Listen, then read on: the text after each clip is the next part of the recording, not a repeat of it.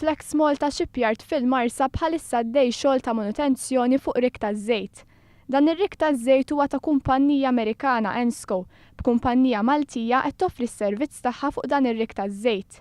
Iċ-ċermen ta' din il-kumpanija Paul Abela spjega li rikkiet taż-żejt bħal dawn għandhom sehem importanti fuq l-ekonomija ta' pajjiżna. U l-effett li jħallu huwa kbir ħafna. Dawn għandhom added value kbir, huma proġetti ta' kontroll rigorus ħafna fuq ċertifikazzjoni, fuq kwalità u jħallu effett kbir fl-ekonomija. F'dan is-settur hawn kompetizzjoni ħarxa madwar id-dinja. Teżisti kompetizzjoni kbira minn Ċipru għal dan, anke mill-Italja qrib tagħna. Mistoqsija li il-kumpanija Amerikana għażlet lil pajjiżna Abela spjega li fost l-oħrajn in-nuqqas ta' burokrazija kienet essenzjali. Il-karta vinċenti li nistgħu nattiraw il-klijenti jiġu hawn hija propju l-ambjent ta' nuqqas ta' burokrazija jew iżjed ta' kooperazzjoni qed insibu ukoll it-tradesmen Maltin.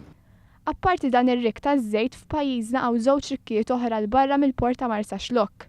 B'wieħed minn dawn ir-rikkiet se jkun qed iħaffer l-ewwel bir taż-żejt tal Malta iktar tard din is-sena.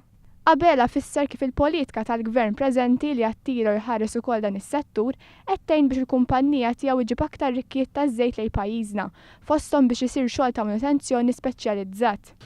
Interess għandna qed tiddiskutu fuq rigs oħrajn ukoll u wieħed jispera illi bil-politika preżenti fejn hawn politika ċara li Malta ssir ċentru ta' eċċellenza anke f'dawn is-servizzi, naħseb illi mhix sa tkun impossibbli illi klijenti oħrajn jitħajru jiġu. Il-manutenzjoni fuq ir-rik taż-żejt mistenni jdum sa Lulju ta' din is-sena fejn wara se jmur il-Libja iħaffer għaż-żejt.